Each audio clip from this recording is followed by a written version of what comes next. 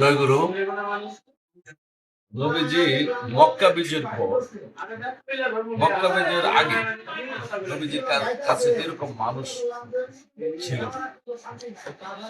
যা ছিল সাচ্চা স্বচ্ছ আশেকের আছে, যারা দুঃখ কষ্ট নবীজির সাথে ছিল। এরপরও তিনি মক্কা বিজয় যাওয়ার সময় 900 জন লোকের মধ্যে 300 জন পাইছে মক্কা বিজয় করার যাওয়ার সময়। 600 জন ওই রাস্তার মধ্যে যাই হোক, মক্কা বিজয় করার পরে সাহাবার সংখ্যা অনেক বেশি বেড়ে গেল। সবাই নবীজির পিছনে আইসা তারা খুব আনন্দ উল্লাস করতেছে আর বলতেছে, আল্লাহ রাসূল, আমরা আপনার প্রতি ঈমান এনেছি। সূরা হুজরাতের 14 নম্বর আয়াতে বলা আছে, মরুবাসীরা বলে আমরা ঈমান এনেছি। হে আল্লাহর রাসূল, তুমি বলে দাও যে তোমরা ঈমান আনোনি, বর্ষতা স্বীকার করো। বর্ষতা কি?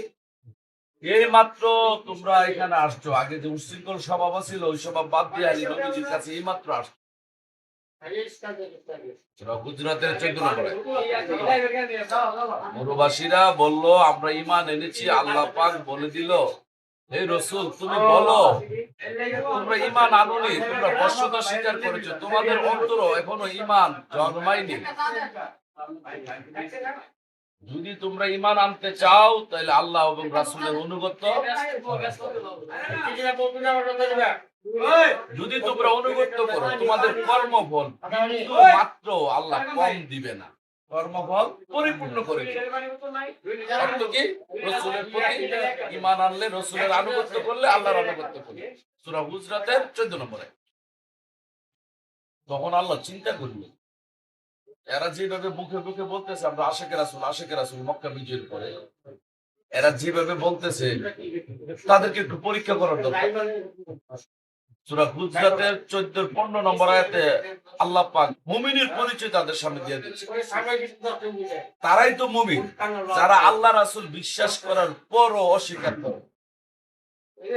আল্লাহ রাসূল বিশ্বাস করার পরও তারা অস্বীকার করে না এবং জান এবং মাল দিয়া আল্লাহর রাস্তায় ব্যয় করে এবং জিহাদ করে। মুমিনের পরিচয় দিয়ে দিছে। তারা তো নবীজি পিছনে পিছনে তাকে কয়, আল্লাহ রাসূল, আমরা মুমিন, মুমিন, আমরা তো ঈমান আনেছি, বিশ্বাস করেছি। যখন অর্থের কথা বলছে, জীবনের কথা বলছে, তখনই আর কিছু সংখ্যক লোক নীরব হয়ে গেছে। কিছু লোক আছে কিরবি, মোহ মোহ ক টাকা দিয়া থাকতে রাজি না, এরকম লোক আছে না? ভিডিও ধরা পড়ছে। এরপর বলতো জান দিয়া, যারা আল্লাহ রাসূলকে মৌখিক ভালোবাসতেন তারাও সেদিন ধরা পড়ছে। এই জন্য রাসূলের পিছনে থাকেও ওই সময়ের যুগের মানুষও সেদিন রাসূলের পিছনে থাকেও তাদের মুখে ছিল এক কথা, অন্তরে ছিল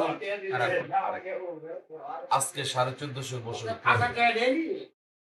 বলি আল্লাহর দরবার বলো, পীর মাশায়েখের দরবারে যেখানে যাও, সেম কোয়ালিটি, মুখে এক কথা অন্তরে আরেক কথা, এরকম লোক কন্টিনিউ আছে। সব দরবারে স্বচ্ছ না। সুতরাং এই সমস্ত লোক থেকে বাঁচতে হলে একটা লোক সবসময় গুরুর প্রেমিক থাকতে হবে। গুরুর প্রেম ছাড়া, গুরুর আদর্শ ছাড়া সে কোনোদিন সঠিক পথের সন্ধান পাবে না। প্রত্যেকটা মানুষ যেন তার যে যেভাবে গুরু ধরেছে, গুরুর বাক্য, গুরুর আশীর্বাদ, গুরুর কথা, গুরুর চরিত্র ধারণ করার জন্য চলতে পারে। সকলের প্রতি কামনা রইল। জয় গুরু।